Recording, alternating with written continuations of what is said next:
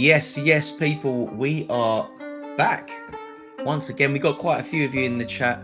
Big deadline day stream up and coming. And of course, I am sat here as always with my sparring partner, Quinny. Quinny, how you doing, sir? I'm good, man. I'm good. How are you, Stishy boy?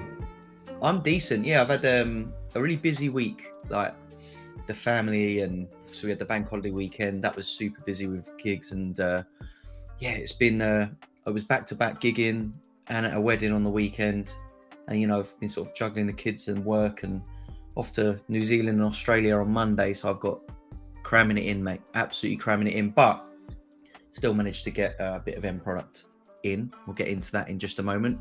How was your weekend, sir? Any end product? Plenty of end products for me, yeah.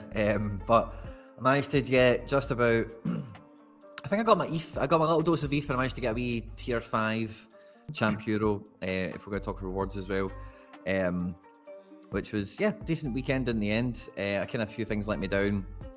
Celtic big time, like as well. I was away for the weekend, like I said to you, and I just had my phone on me, and also wasn't watching anything really over the weekend. Been catching up highlights like mad, but I thought for ages I was like, I must not have any signal. Like, where are my Celtic notifications? Yeah.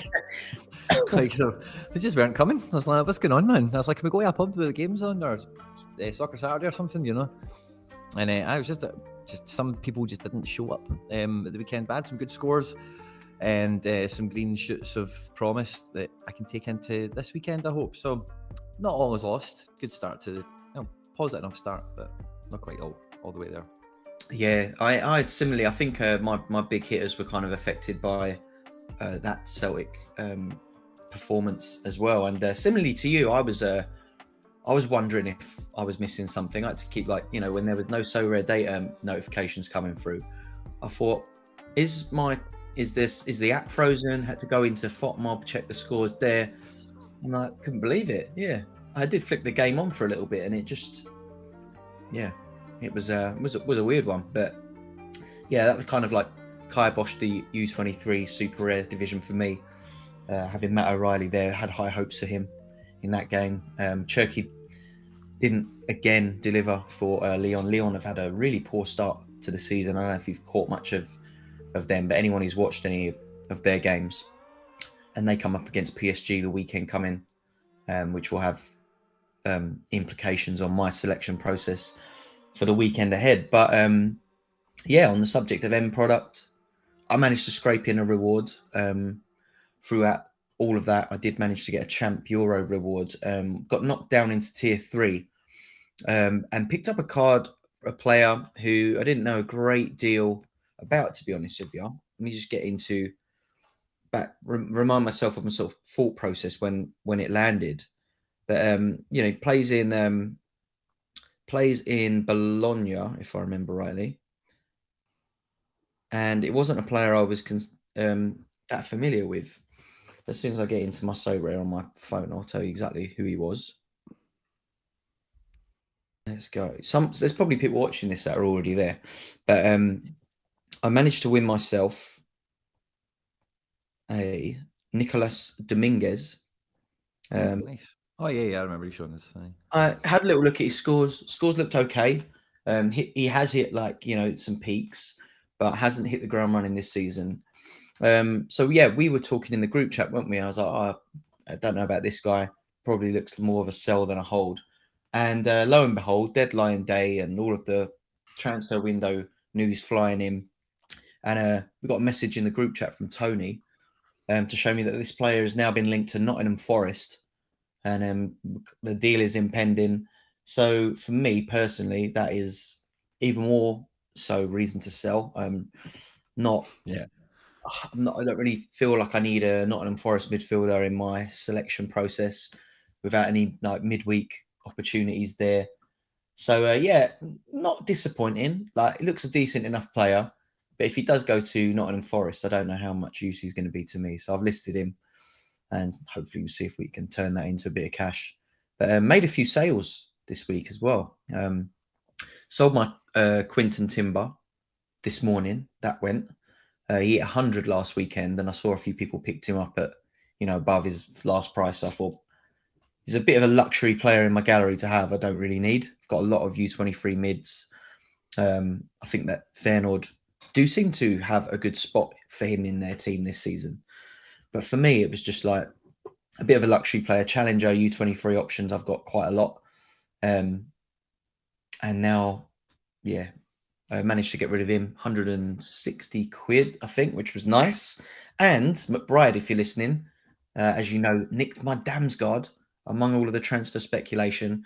I did have my Damsgaard super rare listed for about 380 quid, which, you know, is quite a low price for U23 mid super rare. But with the game time he's been getting at Brentford, I was just kind of like, he was listed.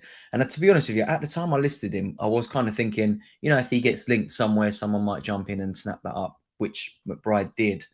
But then you have that dread, don't you, Quinny, where you're like, oh, why is I didn't see that it was McBride straight away either. I just thought, oh, someone snapped it up. First thing I do is figure out who he's been linked to, because no one's probably in the market for a Damsgaard otherwise at the moment.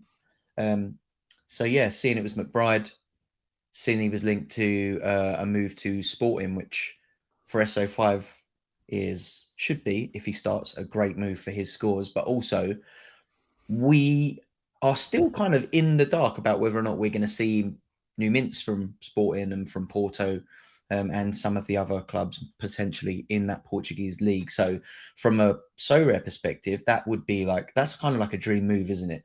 Like, go to a club that is in Europe, that contends for titles, wins games, and, you know, if he's a U23 and he finds himself into that starting lineup, you've ticked every box there, haven't you?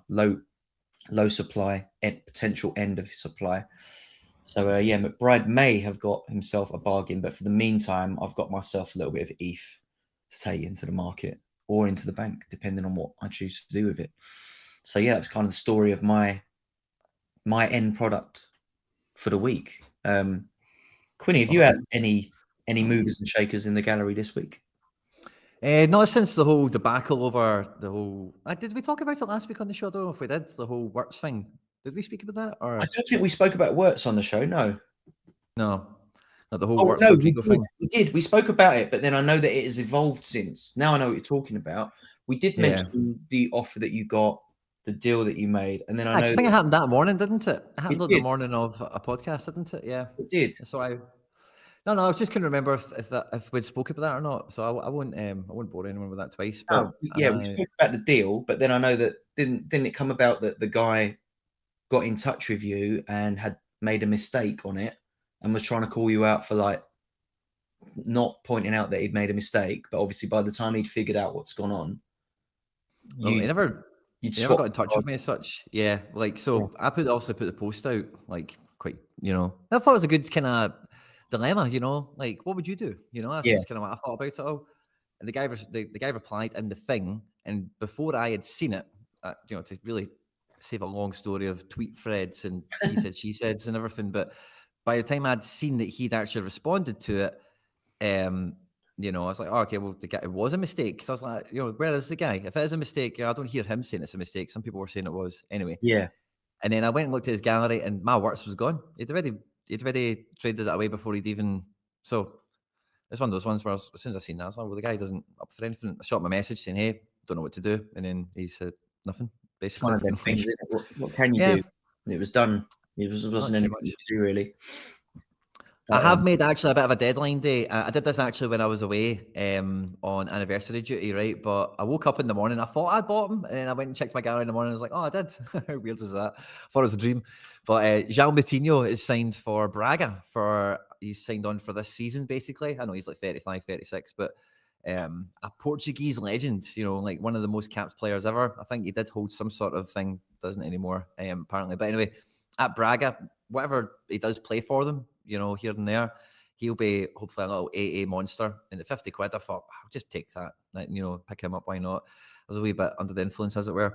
And then, as I don't know if we spoke about specifically on the show, but when I've been going through the summer, I've picked up like some Girona super rares and stuff like that, and got a bit of a collection going there. And one thing that I missed out early in the summer, if I was going to push on with that strategy, which I wasn't too sure if I was going to do, was the 1 of 10 Stuani, right? It Hmm. was going for like 30 quid and I never bothered. And then they started a few games and then it was going for like 100 quid. And I was just like, it's like 35, why bother? But anyway, Pavel ended up with him. So I was like, oh, cool. I'll go and get that. And I paid 70 quid, which I'm not too bothered about. But I got that. And that means now my Girona SRs, like I'm locked in at 3% Oh, on nice. collection. Yeah, which is pretty nice. And another kind of deadline day, I suppose, to keep it relevant, Santiago Bueno, big centre back at Girona, has moved to Wolves. I'm not actually that happy about that, to be quite frank. But you know, that'll be some Premier League utility. And with Stuani, like I kind of, when I was looking at him, see, because I've got big Enes Unal who's injured until February, I kind of thought, well, for like 70 quid, a guy that's kind of like Enes Unal until February, basically, that's all I need. So, Yeah. so I kind of done that. That was kind of okay. And along with João Moutinho, I thought, yeah, 2 week kind of short term plays, it don't really make much of a difference. But the Girona thing's a collection play as well. And the Moutinho one's a wee differential, you know, because that Portuguese league, you know, if you can get Braga at home, you know, a couple of times a season in a good game, that could be a monster. 80 waiting to happen. Mm. That's a good point. You just reminded me. I did actually jump into the market and pick up a card specifically for the game week this week, and that was Joel Waterman. I picked up his card for 28 quid. If I remember rightly, he's in my cap mode. I think I needed a defender for my 240, and Joel Waterman popped up as a good option. Let me have a quick look, and I'm pretty sure I said he's in my cap 240. Where is he? Yeah, so he's gone in at cap 240 and he done his job last night, putting up 56. And yeah, cap 240 for me this week, looking all right. But I think that's the first time in a while that I've picked up a card for specifically for a game week, especially a rare. I think I'm a little bit more inclined to do that, or I was more inclined to do that with limiteds, because you can pick one up for a couple of quid or a quid or something like that, just to fill the team out, so to speak. But yeah, I was pretty happy with that. 28 quid. You know, he's had sales over the price of that now. But he's done his job, and fingers crossed, he does help nail that £50 or $50 threshold down for me. Because yeah, I thought in my head I was thinking, you know, if it's one player and a defender as well, you can normally pick a half decent defender up. Just needed to find someone to fill a gap that, you know, made financial sense. Try and get someone in for less than the threshold wins. So be interesting to see if that pays off for me. Still got 3 players left to play in that team, but both of the players who've played so far have scored. One hit a decisive, and then he's hit up like a 56. So we're looking pretty good. As I think we've spoken about on this before, isn't it? Like the golden rule with cap modes is if you can find 3 decisives or 3 players to score over 60, you're normally like you're normally almost nailed on for the other 2. As long as you can get the 5 of them to start, 3 decisives will normally get you almost there. So yeah, just kind of need another player to hit that 60 to 70 region and help bring it home.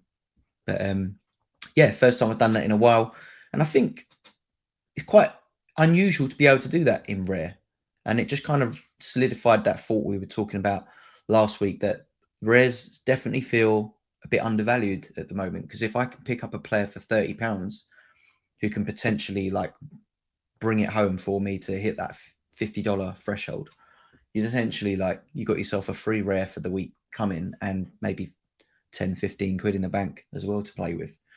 So yeah, what are your thoughts on the rare market at the moment? Obviously things have spiked a little bit because we've had the new cards, which we kind of saw the new cards, didn't we? But now we're starting to see the effect of those number ones being sold. Be interesting to see if that helps push the market up a bit. I was just looking at the market there. Do you know one thing that did catch my eye? I had something else that was a bit more relevant to what we're talking about. So I'll try and remember what that was and give you it. But I was just looking at the market, and one thing that caught my eye is that Zion Fleming is a midfielder this year. That's unusual. Yeah. Why? That makes the Joey Veerman cards look really nice this year. Like the one of Rare is on auction now. That caught my eye. It's a really nice card. But yeah, no, the rare market, I still think it is. I still think there's a lot of good value around it. Some good bargains and stuff. Like I say, like, you know, Jean Moutinho's and guys like that are old as F, you know, there's some good value guys at that 50 kind of mark, you know, knocking around some good rotation guys that are maybe 30 quid. And really now for like 100 to 200 quid, you can get some decent like players, if you know what I mean, like guys that could really make a difference a few times, not just once. So yeah, it's maybe still the goalkeepers are still the real price barrier of that division still, but I think Rare's there's a lot of opportunities to be playing around, particularly with like the transfers. Like I've got another transfer in my gallery this week, which was Tierney going to Sociedad. But one that I did want to hear you talk about this week was the biggest transfer you've probably had, uh, maybe ever. I think this is a great move. I'm interested to hear what you think. But the rookie he's became a man. He has become a man. He's thrown the nest. Lee Bom sold to Midtjylland is a really intriguing move for Sorare players, because I think a lot of us, or anyone who's heard this podcast, should be aware of Lee Bom and what he's been doing, obviously, in the K League. So I think it's a great move for him in terms of like career progress, to move to a club who have a really good strategy. You know, like they're in that kind of mold of like the scouting, the data science, the data scientists behind a lot of their moves. So I think it's interesting seeing a player move to that club from the sort of Sorare perspective, because we all know statistically Lee Bom has done really well in a club at Seoul who haven't been at their peak at all. He's got a mistake in him, but for the most part, he's been pretty solid, and statistics will back that, and his Sorare performance will back that as well. So it does make me quite excited to see how he gets on at Midtjylland, because they kind of position themselves as a club that should be finding those gems and profiting and building a club off the back of, flipping players like this, a bit like Brighton have done. We've seen, and it's almost become a meme that they've been that good at doing it. But I'm super excited to see him play. Also a little bit nervous to see if he's going to find his way into that starting 11 sooner rather than later. So it remains to be seen how useful that unique card will be to me and my gallery in the short term. But I do think like mid to long term, if he can get himself in that starting 11, we should and could expect better scores than we've seen from him, I think. Yeah. What do you reckon? What were your thoughts on that one when you saw it? When I seen it, I thought it was brilliant, mate. Because like they've signed Cho as well, the striker, yeah. So he's got a pal, already there doing well. And like you say, Midtjylland are quite firmly like a Europa League group stage team, if you know what I mean. Like they're not a bad outfit. They should be in the top 4, top 3, top 2 of their league. And if he's going to be a 75% starter like across all comps, like brilliant Sorare wise. I thought when I seen it, I thought Stish will be walking on the ceiling right now, and so yeah, no, I think it's a really good move from that perspective. I've not seen enough of Midtjylland or Midtjylland or whatever we're going to call them to really talk too much on where he'll fit in and stuff like that. But no, I think it's a great transfer, and it's one of those ones where when I seen it in Sorare land, as we know, Stish, like when you get a transfer, so many people will just go, "Oh, I need to sell that guy now." But that's not a transfer where that's necessarily the maybe it is, but it's not definitely that's what most people would do, because it's potentially an upgrade, because Sol have not been amazing either. No. No, the only disappointment for it for me from an SO5 perspective is that Lee Bom unique paired really nicely with the Bake Jongbum super rare in the U23, which I'm now not going to get the benefit of that like little defensive stack. But that said, also I do think that Bake Jongbum is going to struggle for his position, that number one, at least for a few weeks. I know that he got dropped last weekend by the new manager, and they opted for the experienced goalkeeper in the squad, put him back in. So he found himself on the bench, but also he goes away. He's selected as part of the Korean, I want to say Olympic. I'm not sure if it was the Olympic qualifiers, but the Korean international teams have got some qualifiers coming up. Is that what it's for the Olympics next year? I'm pretty sure that's what I read, but yeah, he's part of the under-21 squad for that. So he will be away from first team training for a little while they figure out what they're doing goalkeeper-wise. So it could be tough, because he could miss 2 or 3 fixtures anyway, even if, they thought he was good enough to start. So it'd be interesting to see how he fares for the rest of the season, but kind of doubled down on how lucky I was. I don't know if we spoke about it on the podcast. It might have been just after. Pretty sure actually last week we were talking about how I'm trying not to buy anything, and then later that day went out and managed to get myself a Chris Brady super rare, which now for me, I'm lucky I did, because it keeps U23 super rare open. Especially if Lee Hambom goes straight into that team and starts rolling, then I am going to need a U23 goalkeeper. And I think Chris Brady, although Chicago are leaking goals for fun at the moment, he's a little bit more so nailed down as the goalkeeper, starting goalkeeper at least for that team, and possibly for the foreseeable, until a Premier League team or someone comes in and sticks him on the bench like they did with Slanina. So yeah, it was it's been an eventful week in terms of we've had a few ins and outs unexpectedly. Someone in the chat has just reminded me I also bid on a Kuryu Matsuki's unique. Yes, I did. I tried to buy his first one. And there was another one actually that's ending in 5 minutes that I had my eye on. Nicholas Verachnig at Wolfsberger in Austria. He's a 20-year-old fullback. I like what I see of him. I think he's a great player. I was trying to pick up a super rare of his uniques on sale.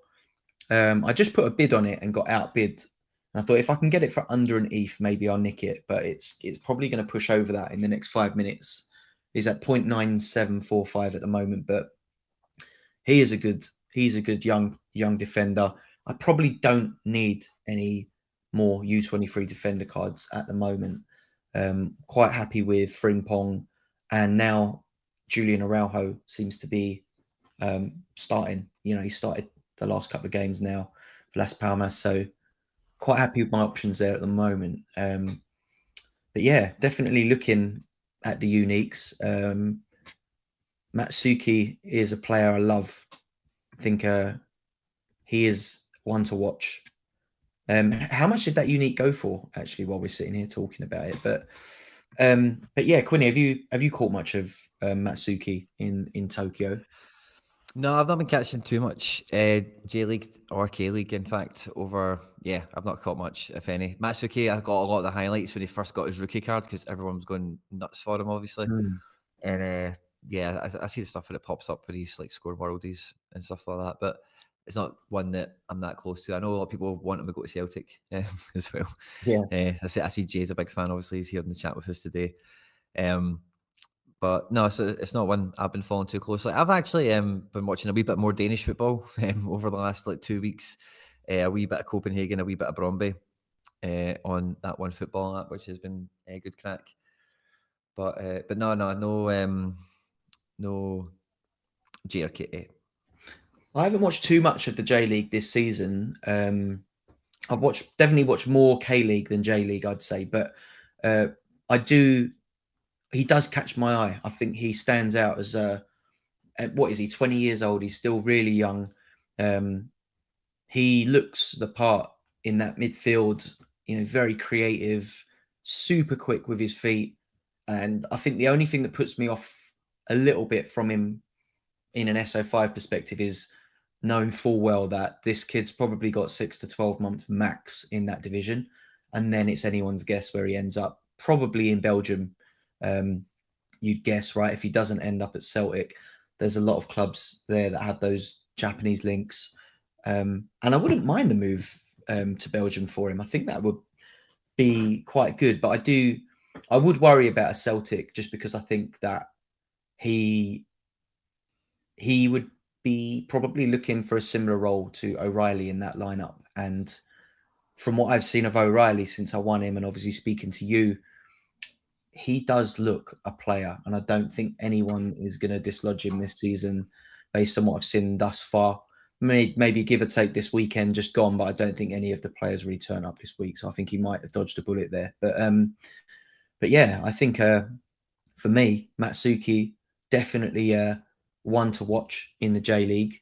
Any Asia players, if you haven't watched him, get your eyes on him. But Quinny, it's deadline day, isn't it, today? And there's been a lot of ins and outs, not just from our Sorare galleries, but from the general football market. What, if any, transfers have caught your eye this week? Oh, That's a good question. I'm not sure what ones have actually happened this week. I noticed De Vicus has went to Celta Vigo. That caught my eye. Celta Vigo, where Rafa Benitez doing a wee bit of business again through this window. Still no goalkeeper. Kudus, I was really surprised to see that he ended up at West Ham. And if they keep hold of Paqueta, like West Ham have got a real, and like Declan Rice is a huge loss to that team, obviously, but it's a good SO5 team getting built at West Ham if he's going to play. You know, because Bowen and some of these other guys are handy, but you need that team's needed killers. You know what I mean? And Kudus could be a killer. Like, so yeah, I think that was a good one. I mentioned the Tierney one. I think when Tierney gets playing, he'll be brilliant. I think he'll really suit La Liga. And I think big Lukaku could be a funny one as well. Going to Roma, that could be one that's definitely going to be quite pivotal in the league. Yeah, I've just got I've got the transfer mark like live latest transfers up as well.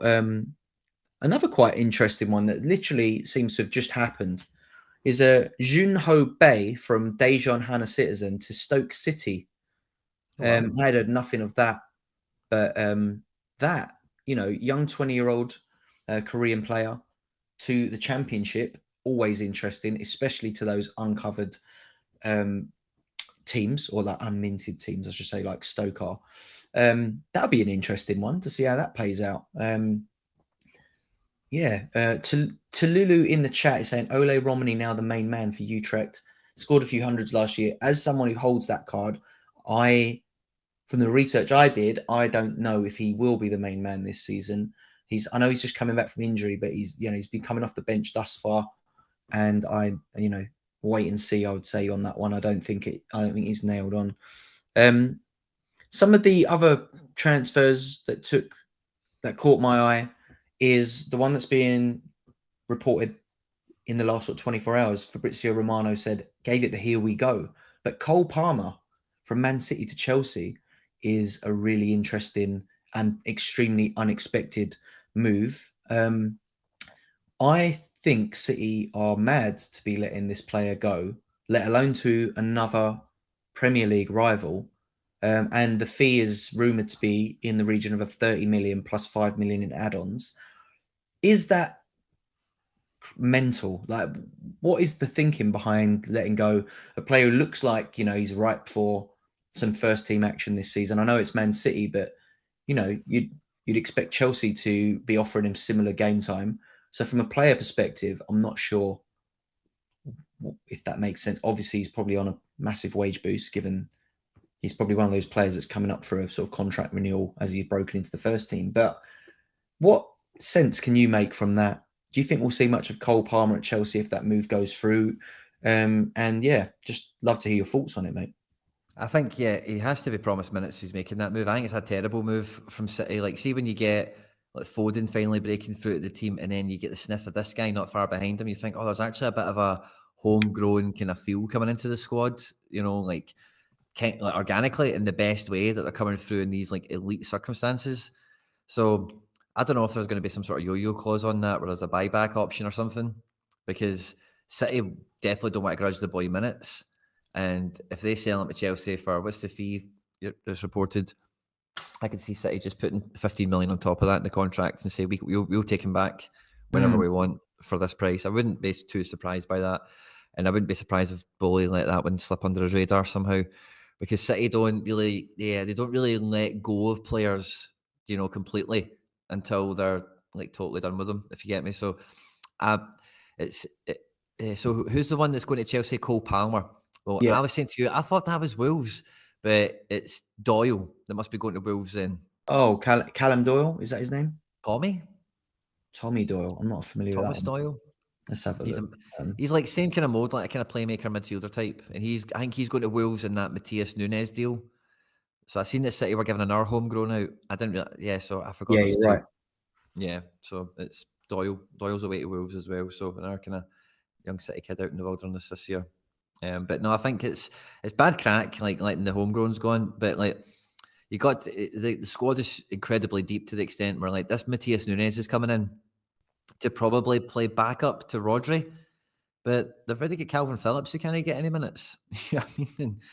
Yeah. Like the midfield is stacked as heck, so I don't know why they're getting this Nunes guy. Like it makes it's not like they're acting like he's a must get for them. Now the way they're acting with him, but yeah, so I just don't get it. Like, I kind of miss the strategy with it a bit overkill in midfield. Which, hey, maybe that's what's needed this year to make sure they go and win everything again. Maybe that's the agenda.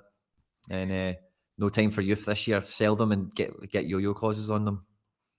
It's going to be really interesting to see how Nunes does fit into Pep's plans. You know, he's obviously a big fan of him. Nunes was highly hyped, wasn't he, when he was at Sporting? And I think, you know, he went to Wolves with quite a big fee, if I remember rightly. So, but for me personally, I mean, I don't watch much of Wolves, but what I do see of them, I don't hear or see a lot of Nunes.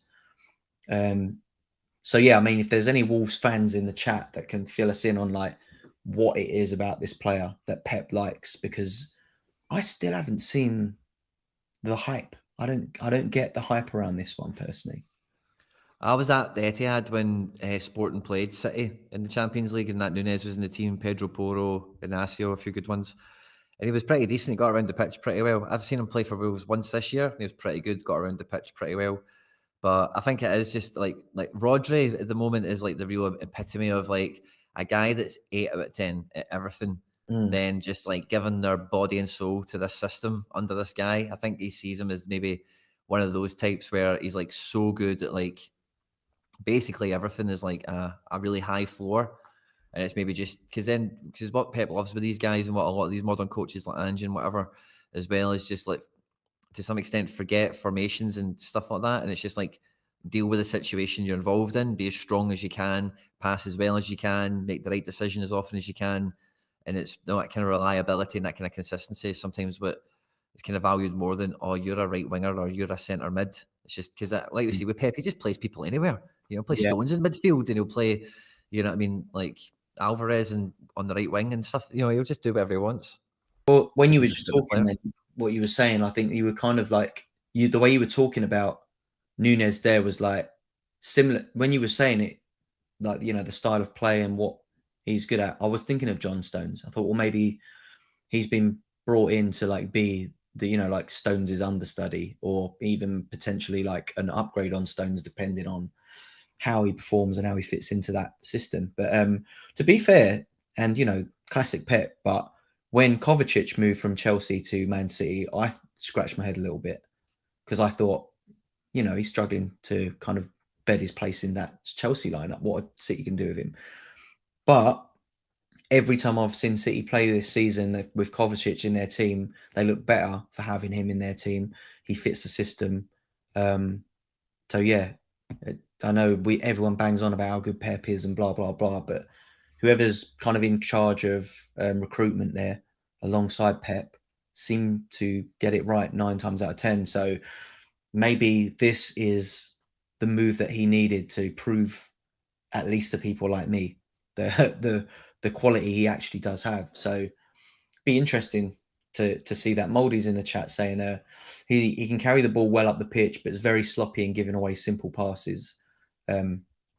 Yeah, I think that's got to be quite a common issue, isn't it? For I think like defensive midfielders is ball retention, ball winning, interceptions obviously are normally quite high in that position on the pitch.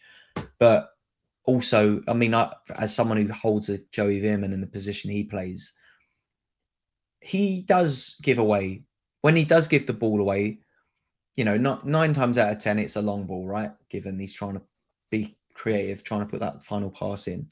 But the ones he does miss do tend to be quite sloppy, given away.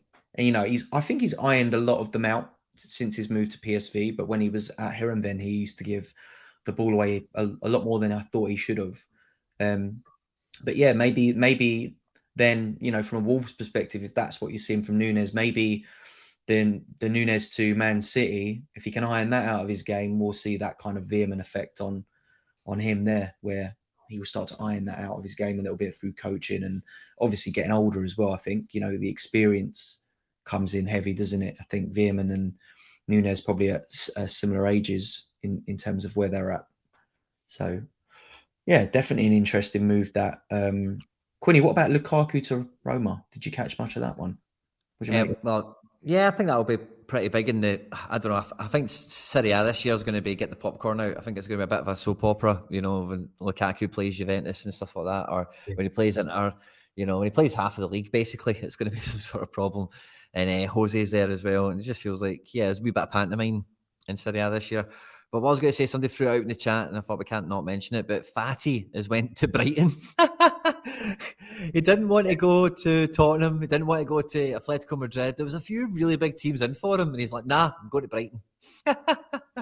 Ansu Fati, the next Messi, as he was like crazy a minute ago. Yeah, I mean, is at Brighton.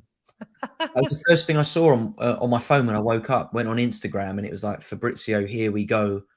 Fatty to Brighton, and I was absolutely baffled. I had to double check it was the right Fabrizio. Didn't see that one come in, but I like it. I like that move for him. It's going to be great for Brighton, but I do think that he'll get obviously way more minutes there than he would have got at Chelsea or Tottenham. Yeah. But that was, I think that shocked me more than Cole Palmer to Chelsea did. Fatty to Brighton. Is he on loan or is it a permanent move? Did you get into I think it's a loan with a clause, is what I've seen. Interesting. And that means as well, maybe there's a wee bit of the wage budget been released for maybe Barca to, the chat is now it's Felix is the #1 target. Yep. So the Felix kind of tug of war that's been going on is going to go all the way to the end of the deadline, I think. Yeah, it's interesting. I think I'm looking on Transfer Market at the sort of like the rumor mill, and some of my favorite rumors here are Andy Carroll to Amiens. That's funny.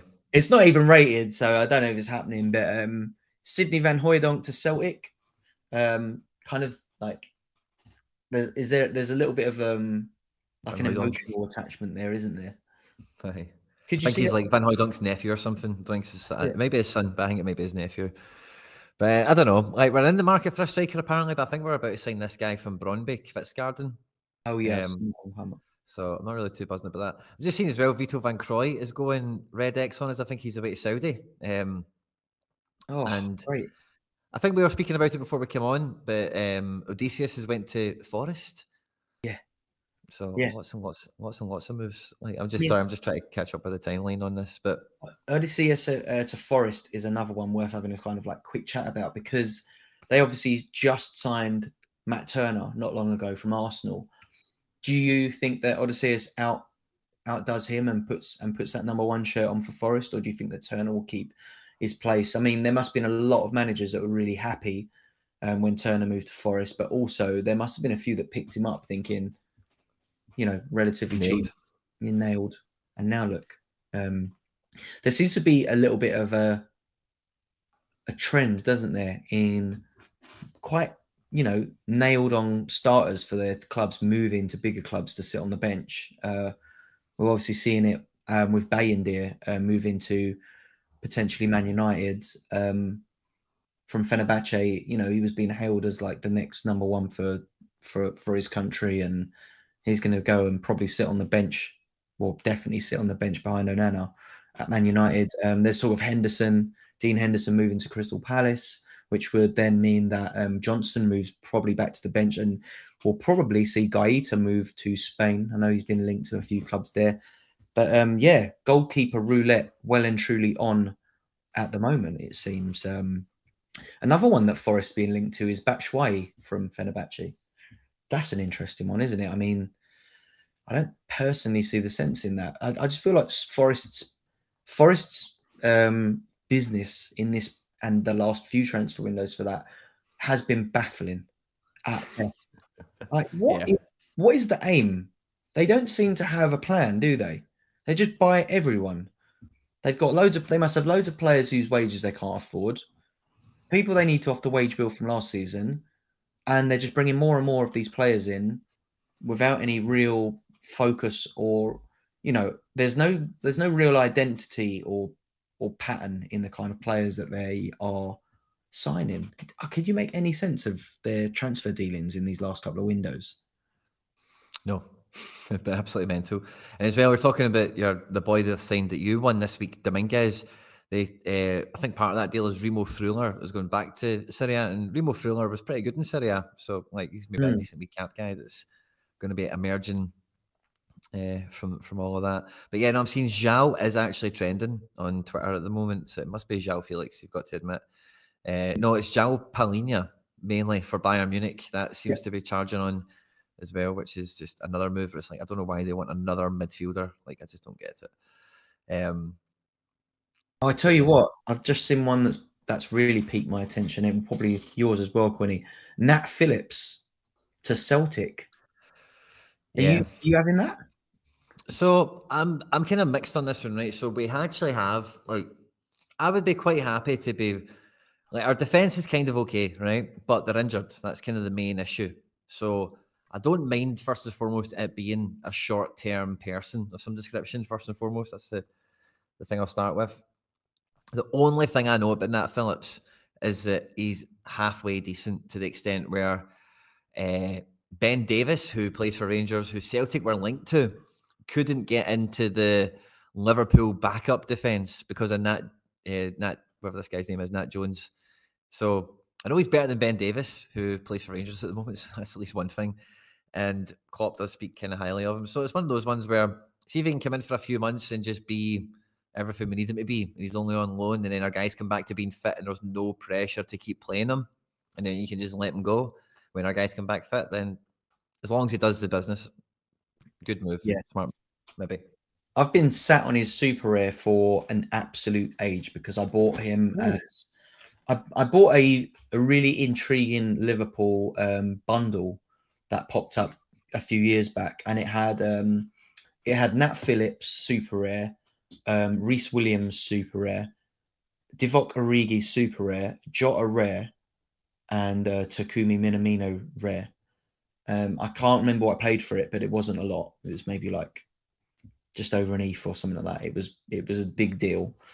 I turned down a deal with Nanzo, I think, for Origi when he moved to AC Milan, which I would absolutely snap his arm off for today.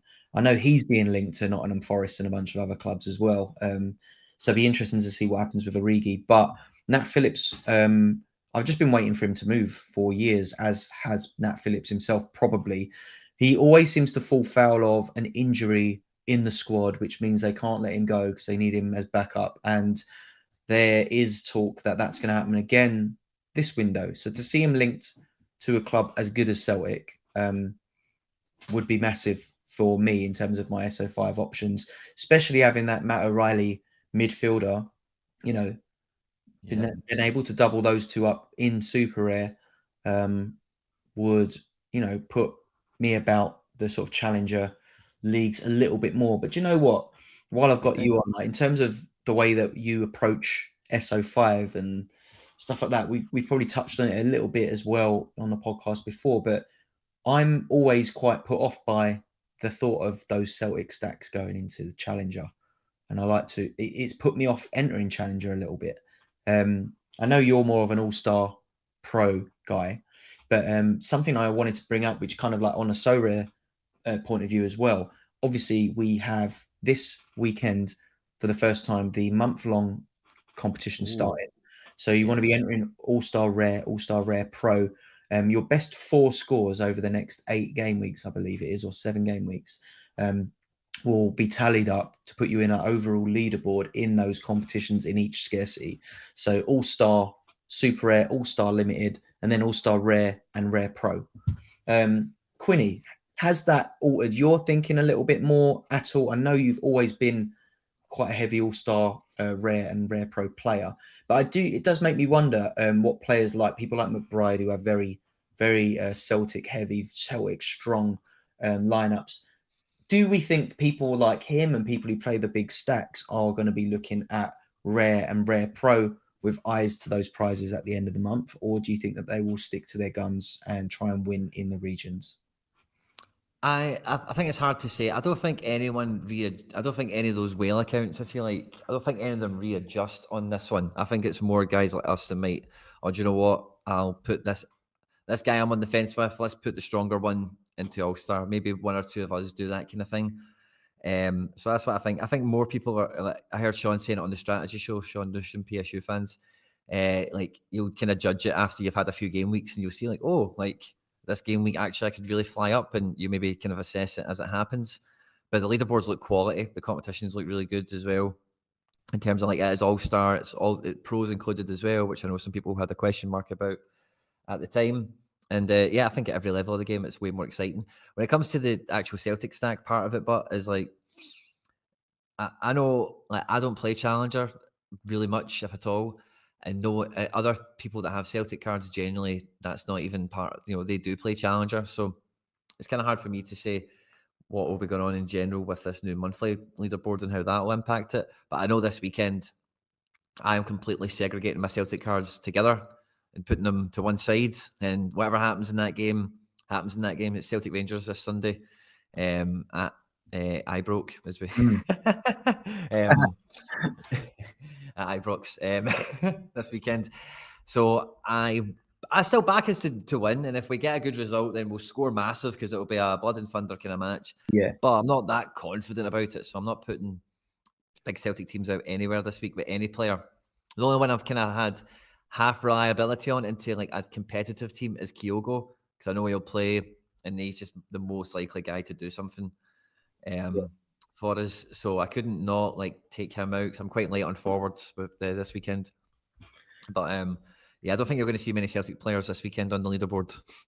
No, that's good to know. It might come into my thinking when I'm putting my Sorare lineups together later today. I've already made a little bit of a start, so a little bit less thinking to do there after your input. But I'm looking again at some more transfers, and sort of we'll talk about the SO5 impact. Another really interesting one, Donny van der Beek leaving Man United, potentially way to Lorient. I like him as a player a lot. I don't think, he probably didn't get the opportunities he deserved at United. I think we owed him a little bit more than he got, considering he was playing behind McTominay and Fred in the pecking order. I think, he had every right to be angry about the lack of minutes there. But I moved to Lorient for him. For me, I like that because obviously Lorient lost Enzo Lafay this summer, and are lacking a little bit of dynamism in the midfield there. Donny van der Beek will definitely bring that to them. And I think, for me personally at least, that the level at which he'll be operating against will suit him at Lorient. I think it's a similar standard, if not potentially even lower, I'd say, than some of the Eredivisie games that he would have played really well in during his time there. And I think the benefit of playing for a club like Lorient in Ligue 1 as well, a lot of teams will go to Lorient trying to win, which opens the game up massively for a player like Van der Beek to operate in the pockets like he does so well, especially during his time in the Eredivisie. So, yeah, I'm super excited to see if that one comes to fruition for him. I'll be really happy for him as a player. I think that'd be a good move for him. What do you reckon, Quinny? Yeah, that could be a good one. Yeah. Yeah, sorry. Just kind of disappeared on that one. I'm sorry. But yeah, it could be a good one. It's be an interesting one to see. There's other links being made. Mehdi Taremi to AC Milan could be an interesting move. I think Milan need to make a signing up top, don't they? They've got they need some proper backup for Giroud, who is playing way too many minutes for them at his age. Still does the job though, doesn't he, Giroud? What's not to like about the living legend himself. But yeah, some interesting moves, definitely. And I've been keeping an eye on, from an SO5 perspective as well, the Sorare base website has a really interesting feature on it. I keep bringing this up, don't I? You'd think that we were sponsored by him, but if you go to the news section on that, you can look at what's the Mercato page, and it just shows the completed transfers that as they've been kind of like confirmed on, I guess, the Sorare API. So one that pops up, obviously, we've got Folarin Balogun from Arsenal to Monaco. Big move. Yes. Pavard to Inter has gone through. Mikatadze from Metz to Ajax is another interesting one, isn't it? Because he's been a player who, at least when he was away from Metz, when he played in Belgium, he was a really good card. And I haven't followed him at Metz as much, but I would assume that he's obviously gone on to continue impressing there. And he plays, he plays with Kvaratskhelia at in the national team. Interesting to see what happens to him at Ajax, who obviously have hemorrhaged players this summer, as they always do, as Ajax, have such a good academy and that youth system that kind of just creates great players. So yeah, be interesting to see how he does. Pavard to Inter, Quinny. What are your thoughts on that one? That could be OP. I think both those moves could be really OP. Van de Beek, I'm getting banter in the chat from it, but yeah, it could be okay. It's one of those ones. He's not played football in forever. It's kind of hard to kind of really, for me to say anything on it. The Stitch didn't say already. Sorry, guys. Stitch covered it all. But those two moves I think could be really powerful because Pavard, like that back three, is a back three, and Zaggy's had that team playing the same way now for like 3 or 4 seasons, just made it to a Champions League final, won the league previously. And Pavard has been desperate to be not a right back for somebody for since he won the World Cup. So I think this will be a good move for everyone. And as we've seen with that inner defence, like they can break 70s, they can score really well in a lot of different situations. So he's not going to be playing right wing back instead of Denzel Dumfries. He's not going to be playing left wing back instead of DeMarco, so he's definitely going to be in for centre back. I don't think there's any ambiguity. Harwood Bellis to Southampton has come in the chat, by the way. That's a boss transfer. And what was the other way? Oh, Mick Tuadze. I think Mick Tuadze is really fun. Again, some football fans, depending on your age, I know Stish, you'll get this one, but one of the first Ajax players I actually remember existing is Shota Arveladze. Wow, that was not the player I thought you were going to say then, but what a throwback, yeah. I do appreciate it. I mean, I actually, knew who, seen his name and stuff. I ended up at Rangers eventually, which wasn't as fun. But yeah, so like another Georgian kind of striker guy at Ajax, I can dig it. It's got vibes about it. Yeah, I'm intrigued by that one. I'm excited to see if he slots in. I think, I watched quite a bit of Ajax, and it'd be interesting to see him slot in there. But I think it changes the dynamism of their front three quite a bit from what we have been used to seeing. Obviously, Tadic is a massive loss to that front line, but I do believe that when Steven Berghuis is back and allowed to play in the Eredivisie, we'll probably see potentially, Mikatadze a little bit more centrally with potentially like Bergwijn and Berghuis kind of feeding him a little bit more. But yeah, I think they're going to miss. I mean, they got Brobby as well. The Brobby there, who's going to give him a lot of run for his money as well. And probably, I think the two of them will probably share the fair share of minutes through the season. And the guy Forbes, gorgeous. Sorry? And the guy Forbes, gorgeous. Yeah, of course. So yeah, it's going to be interesting to see who nails those places down. I think the midfield is similarly quite interchangeable at the moment. Really hard to pick their starting lineups at the moment. So yeah, it's been a bit of a pain in the arse for me with with my Taylor super rare. He's been kind of in and out of the starting lineup. He hasn't been able to nail any spot down this season. So yeah, all change at Ajax. Going to be tough for them this season, I think, the Eredivisie, because PSV have definitely strengthened, as we saw last night against your old arch nemesis, Rangers. Did you catch much of the game, Quinny? Did you see any of it? No, but I watched the highlights, and honestly, I don't know if any of these. I know there's Rangers fans that enjoy the content, so I try not to lay it on too thick because I know it would annoy me. But see all the banter that goes on between Celtic and Rangers fans when Rangers went back down to the divisions and they had to start a new company and all that caper. A lot, one of the things that always get played in Celtic Park for a few years was Zombie Nation, and it was always about Rangers are dead and they're zombies and all that. That was kind of the patter. Every time PSV scored, see if you go back and listen to the highlights, put your headphones on and see every goal that goes in. It's Zombie Nation that they're playing in the stadium. For all 5 goals, it's proper trolling. And see the 5th one, obviously you've seen it, Stish, it is a crucially bad OG. Yeah. And see when you see it going in, right? And then Zombie Nation starts playing and then it zooms in on him. You know what I mean? And he's just like that, hunched over. Just he knows what he's done. And You can just hear Zombie Nation, just going on. So I didn't see the game, but ultimate trolling from PSV because they were out for revenge on Rangers from getting knocked out on that Europa League run or whatever it was. So yeah, I didn't see it, but the goals were decent enough. Veerman was, Veerman even in the highlights was head and shoulders, like he came out the screen in terms of a big player. And be a good campaign this year for PSV to get in the group stages, the Champions League, and this could be like the shop window for Veerman, like a real shop window. Well, if last night was anything to go by, I can't imagine he will be there this time next year because he definitely ran the show. Obviously, I had Sangare in the game as well. I was keeping an eye on what he was up to. He was reasonably quiet, didn't get himself involved too much, but Veerman was everywhere. And, the hand in 2 goals, managed to get one himself as well. His delivery from set pieces was great most of the night. Kind of lost possession in a couple of corners, but corners are slightly different, aren't they? But yeah, I think also like De Jong up top for PSV is a proper old school number 9 target man. And for a player like Veerman, having a forward like that to aim at and being encouraged to, get the balls on his head, get him in the box. I think those two are going to link up for so many goals this season.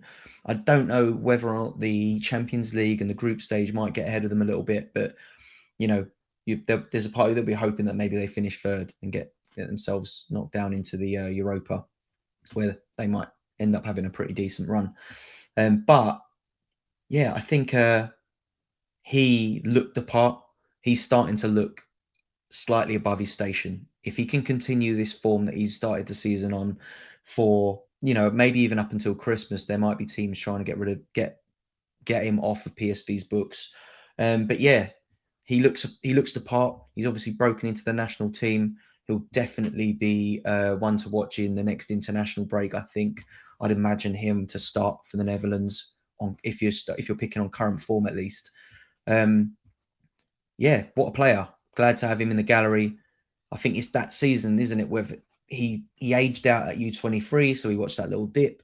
But his recent auctions on the Sorare market have kept him at a similar price to where he was last season anyway. So I think that is testament to the way he's kicked off this season.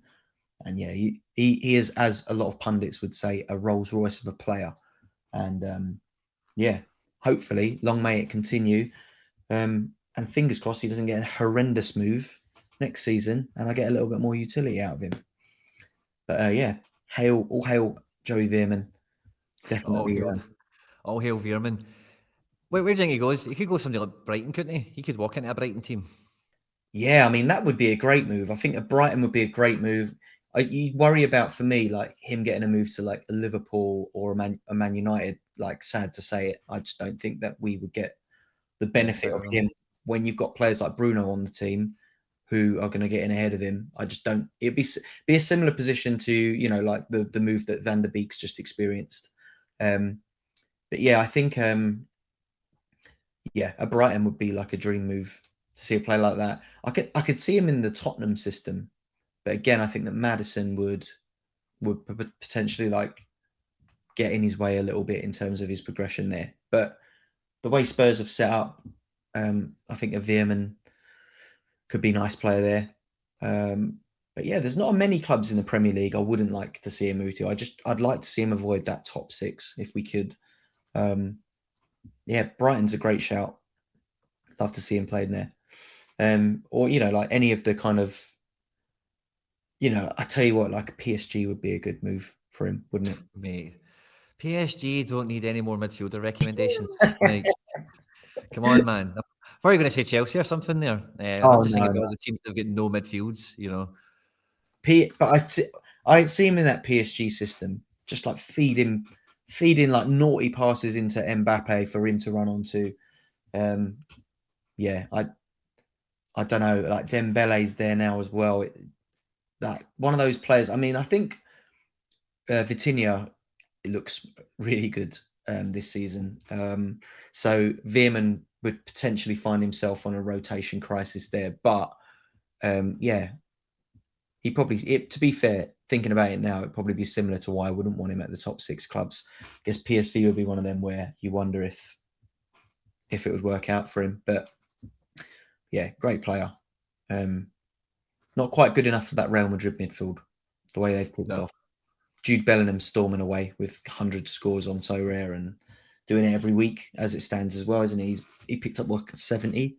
That's an underperformance for him, isn't it? What, 76 or whatever it was he scored in the week in the last game. But yeah, people in the chat are informing me that apparently Forest are negotiating in London today for Sangare from PSV. Well, I heard that earlier. I didn't know if it was real, but they need to keep away from my gallery because I could do without that. Please, let's keep Forest away from my gallery. Yeah, all this Forest chat is it's annoying. I actually won a Forest card, didn't I, towards the end of last season? Ryan Yates. I managed to shift him for about 20 quid, but yeah, people are telling me that Fabrizio Romano has tweeted it, which suggests that move is impending. I know he's been linked. I'd seen him linked to Forest earlier in the window, and when it didn't materialise, I was quite happy. That is annoying. It's a really bad move for him. It's a bad move for anyone who holds Sangare, especially one that is as high powered as mine is in my gallery and sits next to some nice, PSV collection. But yeah, we can't win them all, can we, Quinny? That would definitely be a massive L for the gallery. Anyone who listens to this thinks I hate Nottingham Forest. I don't hate them. I just think that they are an SO5 graveyard until they get relegated, especially with all the players that they sign. I don't think they know what they're doing. The manager looks like he smoked a few zoots before the game every week, doesn't he? He looks like he's stoned all the time, and I think his signings look a little bit like that as well. If you were playing Championship Manager at the time of said zoot, but yeah, that is how it's going on down there. But apparently, Ange and Spurs are going in for Conor Gallagher. Quinny, what have you made of Ange's start to life at Spurs? They've been absolutely ranting and raving about him on every platform, every sports talk show I've been listening to, every podcast, you name it. But yeah, let's get into it here. Ange at Tottenham, what have you made of it so far? It's definitely been hit the ground running. I think going out to the League Cup, when they get knocked out midweek, I don't think they'll be too happy about that. But he didn't win a treble the first season he was at Celtic either, so that's not exactly a bump in the road, if you get me. But no, I definitely think they need transfers, but because when I look at the squad, he's done a good thing of being Ange in the sense of he will make the players work that he's got, but he will go and buy guys that will just enhance it even more. And I think Richarlison is the biggest square peg in a round hole. It's in that team when you watch them over the first two. Son hasn't quite found where his place is yet in terms of really to get some scores going. But I think the midfield three, if you're Conor Gallagher, I don't know why you would go to Tottenham because I don't see anyone getting in ahead of Sarr, Basuma, or Maddison right now. They seem all to be firing. I think you would really need a real difference in quality to come into that midfield to make it better. They've performed very well so far. But as we know with Ange, he loves to do like-for-like swaps through the game. So maybe that's part of it.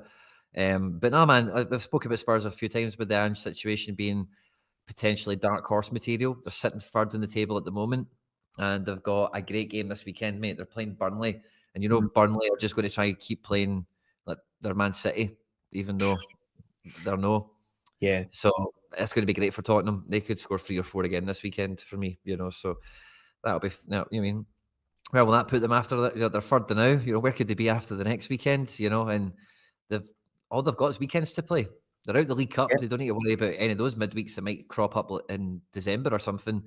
And the FA Cup, I don't think you need to think of that until January for round 3 or whatever it is. So, or whatever round the Premier League teams come in. It's normally January time. So, yeah, Spurs are coasting. They are cushy, for the next little while. So, yeah, it'd be really interesting to see how they fill out. I wouldn't have minded. I think Fatty was approached by Tottenham as well. And I seen that they're after the guy from Forest, Brennan Johnson. Yeah. They need some sort of solution in there. They need a guy that can clip Kyogo's goals in that system, 20 to 25 from being that top pivot, that arrowhead. Yeah. So Richarlison could do that job, I think, in theory, but it doesn't really seem over the first couple of games he's close to it. So I think that's the biggest thing for them. Yeah, maybe. I think they're finding their rhythm. The club and the fans definitely seem to be well and truly. Defence and goalkeeper looks brilliant, by the way. Oh yeah, Romero, Van de Ven, Udogie, Porro, maybe even Royale. I think they might rotate a touch, but Vicario as well. Vicario is like the perfect amount of crazy for a goalkeeper. Like, you want them to be a little bit mad, but you still need them to be like clever and good way how they control the game and whatever. And that Vicario is like he's a nice cocktail of those things, you know. So I really like their defence this year as well, which is not something you see about Tottenham. Vicario was a thorn in the Man United side the whole game. He pulled off some absolutely unreal saves in that game. Yeah, I mean, I didn't know a lot about him until Spurs signed him. I hadn't seen much of him before, but he definitely looks a good signing. And like you said, I think that they've done great business across the back in the last couple of seasons. They built, you know, a good, solid and young pairings back down there, you know, like Udogie and Van de Ven, Porro. They've all got years ahead of them, haven't they? So if they can keep hold of them, then they could build something there. I've heard people on TalkSport this week talking up Ange as the potential Pep successor when he leaves. So I said that already. Like, you've said that as well, yeah. So there's a few people said it now. Then, but it's one of those ones where like he's a City football group guy, and like the way City do things, like it's kind of like halfway obvious, like, you know, that he would be on their short list. Whether he's good enough to get it or not is another thing, you know, because there's a few other people that might be into it, but he's definitely somebody that they would look at now. Now that he's proven in the Premier League,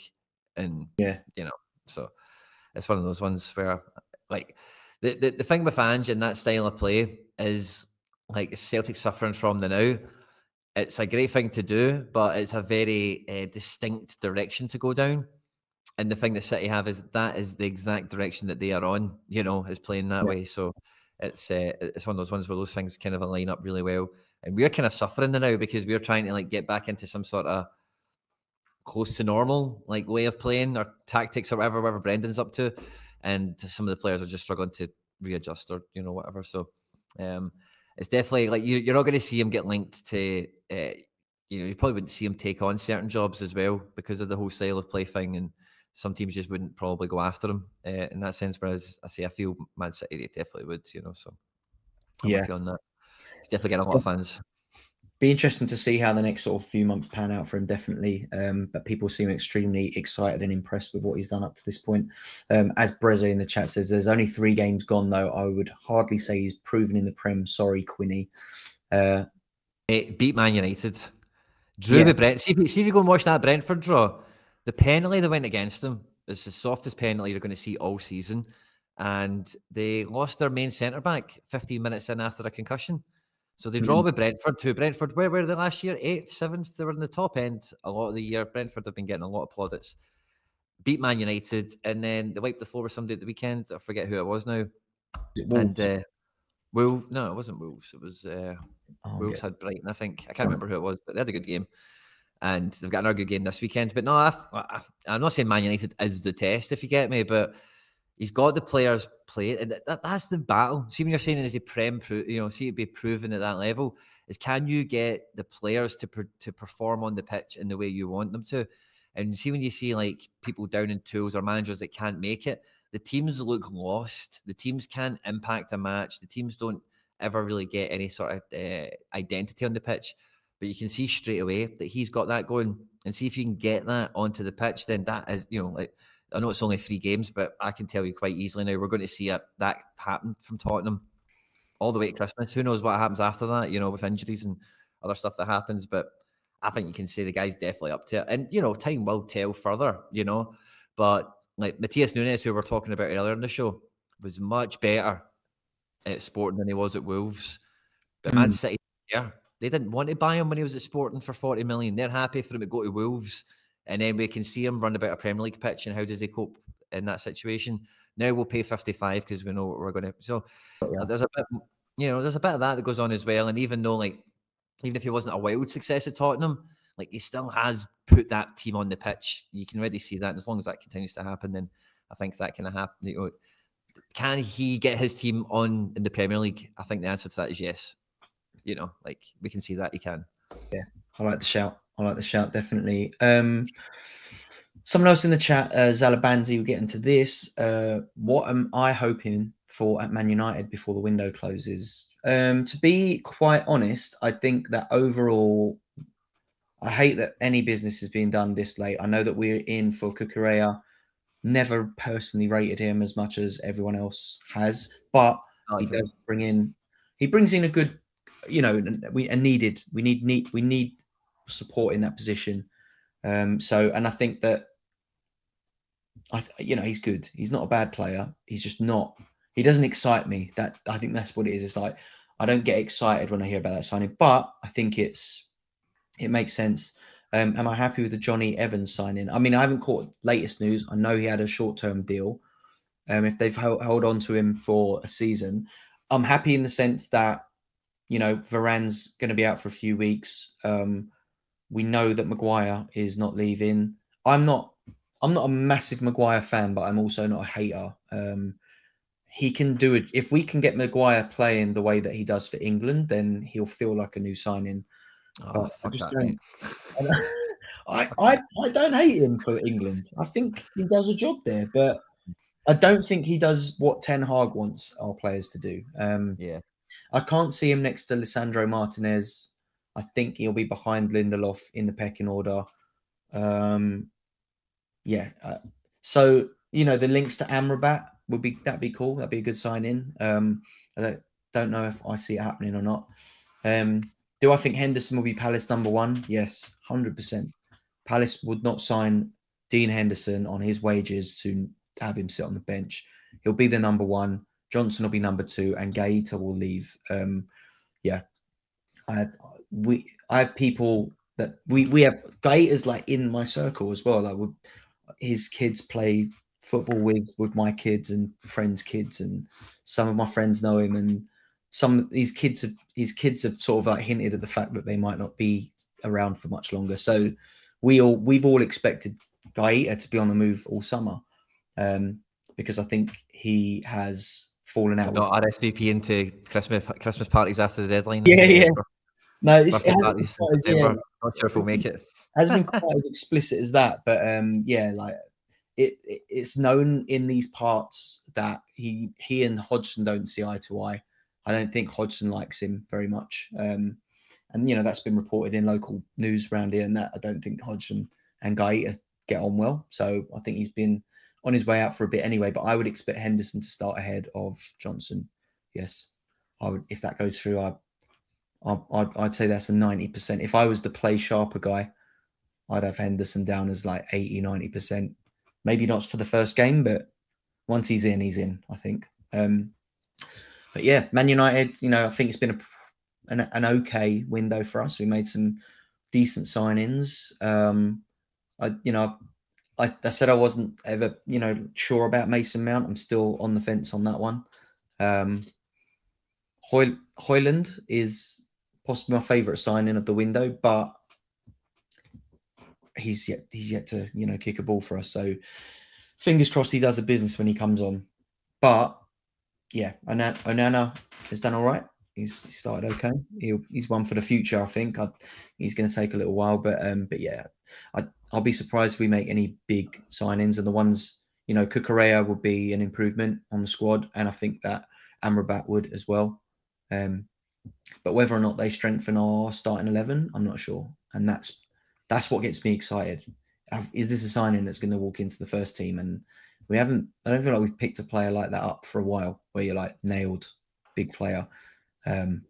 So yeah, hard to get excited by signings that just go into the squad and make it a bit better. But when you are in all the competitions that we're in, you need depth, and we do lack it. So yeah, I'll leave it at that. But as we sort of like come into the back end of the show, Quinny, on an SO5 tip, the weekend ahead, as we mentioned earlier, we've got that big monthly tournament that kicks off this week. If you are entering All-Star and All-Star Rare Pro, where is your main lineup going this weekend, and where are your thoughts? Who do you think's going into it? Well, I'm yet to decide, Stishy boy. I'm going to be doing I'm doing a live stream tonight myself. I'll be doing a lineup builder get the deadline show tomorrow, but I need to actually build my lineups, not on stream. But looking at provisionally when I've got like actual options and stuff like that, like I'm kind of sticking with what I started a few weeks ago, where for these weekends I'm trying to prioritize just play blue and just play red, and trying to get into a good rhythm of like winning in that kind of way, if you know what I mean. Because pros now are just a wee bit too messy for me. Like they kind of just mess up my best laid plans elsewhere, as it were. And I started off okay. I got a rare threshold and I got a tier 5 at the weekend, but like I was so close to maybe doing a bit better. So I'm hoping this weekend, I'm going to try and stick to this strategy for a little bit longer, while I track how many thresholds I catch through September. I think there's like 10 game weeks or something, and I can try and get thresholds 6 or 7 of the times or whatever because of what players I've got. So I'm going to try and keep that relatively consistent until the end of September, which plays in nicely, I think, to this monthly leaderboard thing, which is a pure coincidence. But yeah, so I'm just going to stick with splitting my teams purely red and purely blue. That's the only prioritization thing I can tell you. The next I've not looked enough into that mode yet. I feel that as well. I think, especially since we've moved into the thresholds and that, and we got that cap 240 in super rare, and it's so appealing to try and win that. I always try and put a good lineup into the 240 super rare, and then the all-star, just again chasing those cash positions. So I think naturally anyway, my all-star super rare and cap 240 having my best cards in it weakens my pros. So I'm better off not using the blues in pro, putting my best cards as strong as possible in rare rather than rare pro. So rare pro has been almost like a hit and hope for me with like whatever's left of the supers and the red cards, which is kind of the backwards way of doing it. But I do think that, like you said, if you're going for those super rare divisions, you got to go for them properly. But also in terms of like, if you take the bonuses away, the points needed to win in those divisions is actually lower per head than they are in the kind of rare and rare pro divisions. So if you really aim for those super rare divisions, you can find yourself in the cards.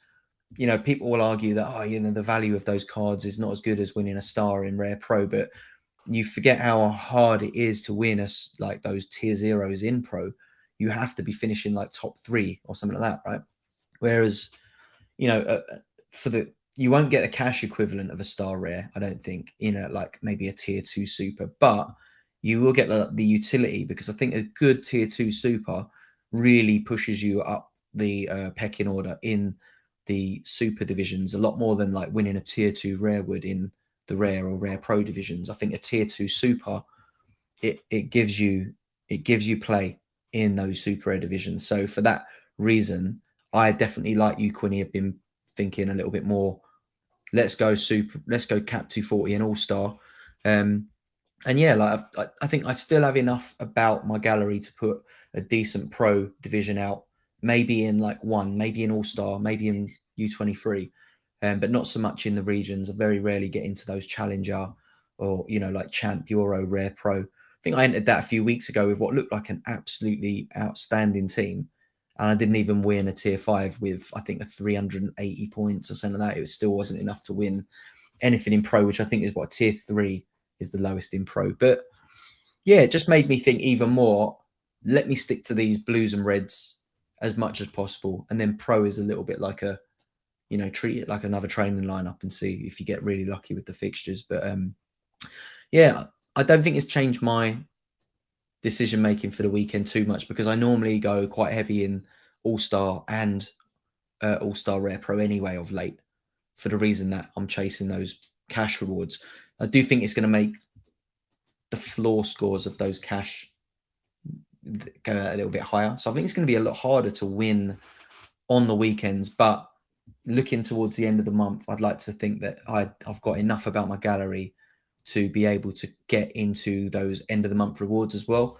And the way it looks, you're going to be winning rewards each week, but then the potential big reward at the end of the month. So yeah, I've got my eyes firmly on that prize. I'm definitely going to be going into these next few game weeks heavy in all-star. Yeah, in those modes, definitely for me. and looking at the fixtures, to get back to that other point I was making, I am going to have all eyes on Leverkusen again this week. They have absolutely Big game this weekend. They started Leverkusen run the show. absolutely home game. If you look at the odds, 81% win to win, and someone who holds Odilon, Frimpong, Superez, I can put them both in the same team with my maxed out Florian Wirtz. And yeah, I'm thinking, even though what I've just said about Blues and Reds, because of the way fixtures have lied for me this week, and because Wirtz is a red card and the other two are blue, that for me has kind of bent me into U23 Rare Pro a little bit to try and fix them in with a couple of other players. I could take that into Champ Euro, but I think that the ceiling, or like not the ceiling, the floor is a little bit too high to win a card in that division. So I think I would disagree with that. Take those. I think if those cards bang, mate, you can, whatever division you can get them into, you'll do well. Like that's had OP fixture this week. Oh yeah, like they should smash like big time. So I don't know, mate. I would look at the best keeper and the best. What's your Wirtz, a mid or a forward? He's a mid one, yeah. So the best keeper, best forward. Then that's a great day for you. You've got. I guess. So the other option I've got is then to pair those three: the Frimpong Super, the Odilon Super, and the Wirtz Rare. Do I then pair that with Ter Stegen in goal and Mbappe and put that into Champ? Because at the moment I've got it with. Sounds like a win. Sounds like a winning team to me, mate. It does sound good. Then I definitely have some good options this weekend. But yeah, I don't know if I take that into, or do I go all star with that and look at some other goalkeeping options? Yeah, I think Ter Stegen's away this week, away from home, but that doesn't really matter for Barca. Yeah. Yeah, in terms of goalkeeping fixtures this weekend, Osasuna don't score lots of goals, mate. That's who Barca have. Osasuna will score maximum. I know I'm jinxing it, so I'm really sorry, but they'll score a maximum of like 1 goal if you're lucky. They don't score much, so I've just jinxed it. But so sorry, mate. So you reckon I'll go into and then what would you do with that lineup? All star or champ?